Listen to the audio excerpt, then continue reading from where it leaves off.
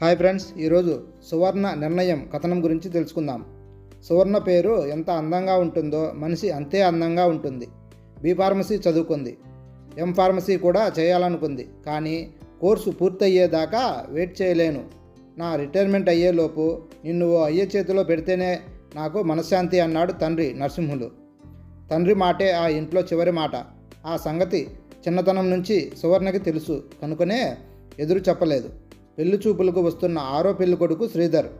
బెంగళూరులో ఏదో సాఫ్ట్వేర్ ఉద్యోగం. తల్లిని మేనమామను తీసుకుని చూడ్డానికి వచ్చాడు ఓ ఆదివారం. ఫార్మాలిటీస్ అన్నీ పూర్తయ్యాక సువర్ణ వచ్చి కూర్చుంది. ఈ కాలంలో ఎవరు ఒకసారి లేచి నిలబడు, పాటలు పాడడం వచ్చా, వంట బాగా చేస్తావా అలాంటి మరీ పాతకాలం ప్రశ్నలు అడక్కపోయినా పిల్లను ఏదో రకంగా పరీక్ష చేయడం మాత్రం సాగుతూనే ఉంది. సంప్రదాయాలను మధ్యతరగతి జీవులు అంత తొందరగా వదిలించుకుంటాయా? అటు ఇటు కాసేపు మాటా మంతి అయిన తర్వాత వెళ్ళి కబురు చేస్తాం ఏ సంగతి అంటూ లేచారు మగపెళ్లివారు. అప్పుడు చెప్పింది సువర్ణ తన మనసులోని మాట తల్లిదండ్రులతో. బాగుండదేమోనే అని ఒక వంక తల్లి అంటున్నా, వాళ్ళకి అభ్యంతరం లేకపోతే మనకు మాత్రం అభ్యంతరం ఎందుకు ఉండాలి, చూద్దాం అంటూ విషయం పెళ్ళికొడుకు మేనమామ చెవిలో వేశాడు తండ్రి నరసింహులు. పెద్దవాళ్ళం మనం ఎన్ని మాట్లాడుకున్నా పిల్లల మనసుల్లో ఏవేవో ఆలోచనలు ఉంటాయి. కాలం అలా ఉంది, కానివ్వండి, మరో 10 నిమిషాలు కూర్చుంటాం అన్నాడు ఆ మేనమామ. మేడ మీద సువర్ణ గదిలో సమావేశం ఏర్పాటైంది. పెద్దవాళ్ళ ముందు బిడియంగా కూర్చున్న సువర్ణ శ్రీధర్ ముందు కాస్త స్వేచ్ఛగానే మాట్లాడింది. మీ మామయ్య గారికి ఆడపిల్లలు లేరా అంది. శ్రీధర్కి అర్థమైంది. ఉన్నారు, మేనరికాలు చేసుకోవడం నాకే ఇష్టం లేదు అన్నాడు శ్రీధర్. అభినందపూర్వకంగా చూసింది సువర్ణ. కాలేజీలో కానీ ఆఫీసులో కానీ క్లోజ్ ఫ్రెండ్స్ అంటుండగా, యు మీన్ గర్ల్ ఫ్రెండ్స్ ఉన్నారు, కానీ ఫ్రెండ్షిప్ వరకే పరిమితం. లిమిట్లో ఉండటం అమ్మ నేర్పింది. అమ్మకు కష్టం కలిగించే పని చేయడం నాకు ఇష్టం ఉండదు మేడం అన్నాడు శ్రీధర్ కాస్త దృఢంగా. మా అమ్మ నన్ను కార్తీక మాసంలో చన్నీళ్ళ స్నానం చేసి గుడి చుట్టూ పొర్లు దండాలు పెట్టమని కోరుతుంటుందండి. దండాల వరకు ఓకే, కానీ మరీ అలా తడి బట్టలతో పబ్లిక్గా పొర్లు దండాలంటే నో వే. అమ్మ కాదు కదా, బ్రహ్మదేవుడు వచ్చి చెప్పినా నేను చేయలేను సార్ అంది సువర్ణ. శ్రీధర్కి అందులో తప్పు పట్టాల్సిందేమీ కనిపించలేదు. మనకు కష్టం నష్టం కలిగించేటట్లుంటే ఎవరు చెప్పినా వినాల్సిన పనేం లేదులేండి. మా అమ్మకు జనరల్ బుక్స్ చదవటం ఇష్టం ఉండదు. ఆ బుక్స్ చదివితేనే కదా మన మనసులు విశాలమయ్యేది. అలాగని ఆమెకు నచ్చజెప్పే వయసా నాది. టెక్స్ట్ బుక్లో చందమామ దాచిపెట్టి చదువుతుండేవాణ్ణి చిన్నతనంలో. పెద్దవాళ్ళని హట్టు చేయకుండా ఉంటే చాలన్నది ఒకటే నా ఉద్దేశం అన్నాడు శ్రీధర్. కొద్దిగా ఉడుక్కున్నట్లుంది అతని మొహం. చిన్నపిల్లల మనస్తత్వం ఉంటే తప్ప కొత్త వాళ్ళ దగ్గర ఎవరూ అలా బయటపడరు. సువర్ణకి ముచ్చట అనిపించింది. తలుపు దగ్గర అలికిడికి అటు తిరిగి చూశారు ఇద్దరు. తల్లి కాఫీ కప్పులతో గుమ్మం దగ్గర నిలబడి ఉంది. అందుకోవడానికి గుమ్మం దగ్గరికి వెళ్ళిన కూతురితో, ఇంకెంతసేపే, వాళ్ళు ఎదురు చూస్తున్నారు, బాగుండదు, కాఫీలు తాగి కిందకు వచ్చేయండి అని హెచ్చరించిపోయింది తల్లి. విన్నట్లున్నాడు. లేచి నిలబడ్డాడు శ్రీధర్. కాఫీలు కింద తాగుదాం పదండి అన్నాడు కప్పు అందుకుంటూ. 1 మినిట్ అంటూ సువర్ణ బీరవా తలుపు తీసి ఓ కవర్ బయటకు తీసి శ్రీధర్ చేతిలో పెట్టి అంది, కాస్త దీన్ని మీరు బెంగళూరులో పోస్ట్ చేస్తారా? ఇక్కడ చేయొద్దు, మర్చిపోకుండా రేపే చేయండి ప్లీజ్ అంది. వై నాట్ అని కవర్ అందుకున్నాడు శ్రీధర్. కవర్ మీద ఎం ప్రతాప్ 752/A ముత్తుకూరు నెల్లూరు 2 అని ఉంది. ఫ్రమ్ అడ్రస్ లేదు. ఎవరి ప్రతాప్? కవర్ ఇంత బరువుగా ఉందేంటి? ఏముంది ఇందులో? From address లేదెందుకు?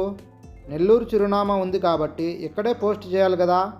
ముక్కు ముఖం తెలియని తనకు ఈ కవర్ పోస్ట్ చేయమని పని అప్పచెప్పడంలో ఆంతర్యం ఏమన్నా ఉందా?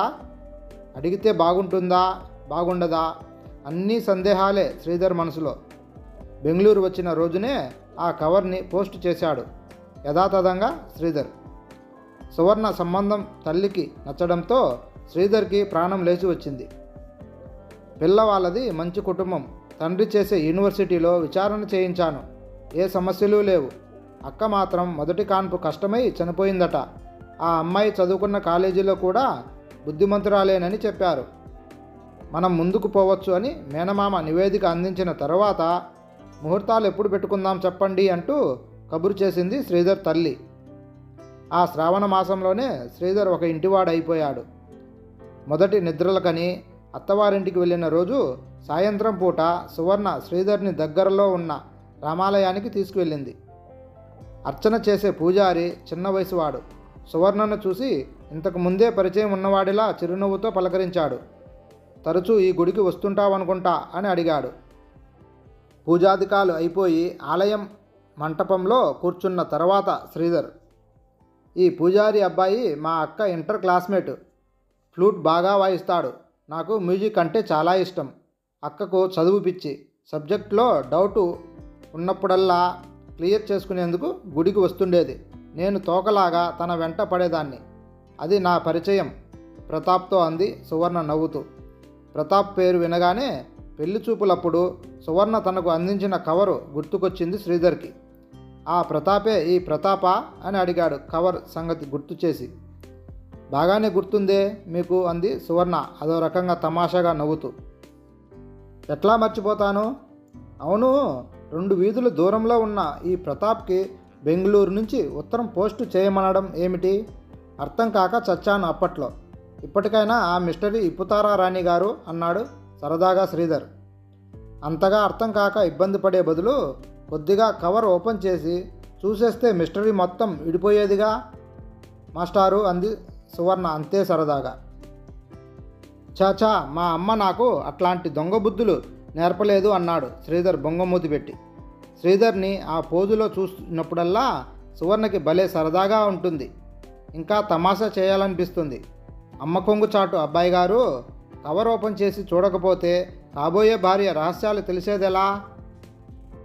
అంత రహస్యాలే అయితే ఆ కాబోయే శ్రీమతి గారు ఆ కవర్ నా చేతికి ఎందుకు ఇస్తారులేండి?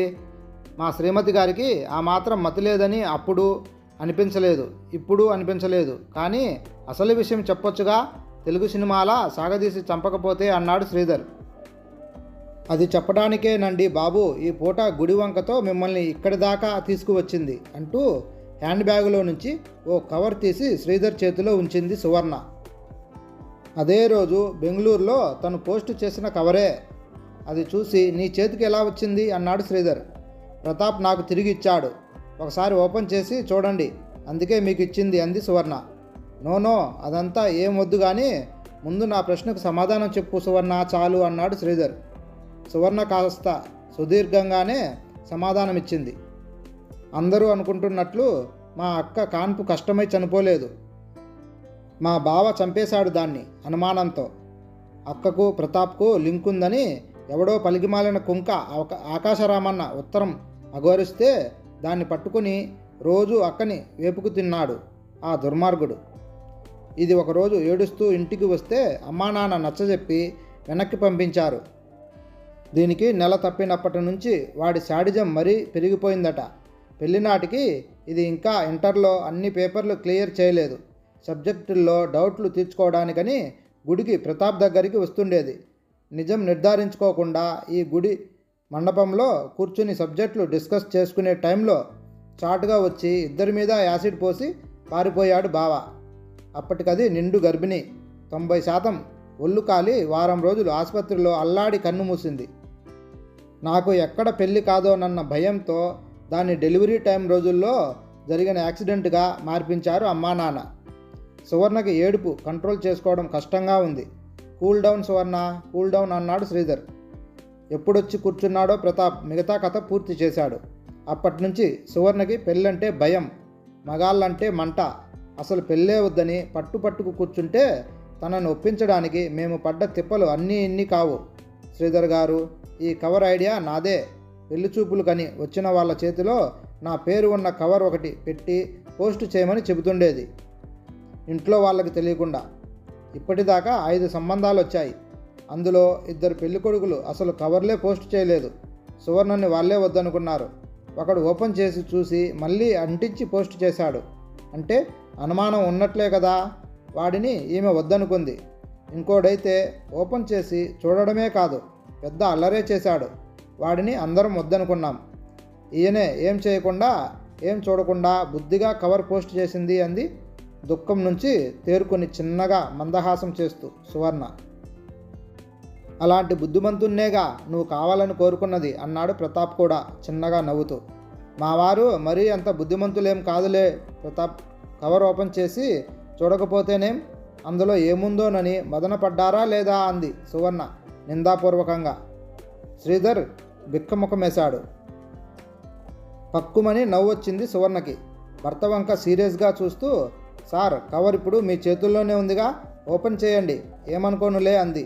శ్రీధర్ కవర్ ఓపెన్ చేయకుండానే పరపరా చింపి ప్రతాప్ చేతిలో పెట్టి సువర్ణ చేయి పట్టుకుని బయటకు వచ్చేశాడు. మీలాంటి సహచరుడు దొరకడం నిజంగా నా అదృష్టం. మనసులు విప్పి మాట్లాడుకోవాల్సిన మొదటి రాత్రి ఇది.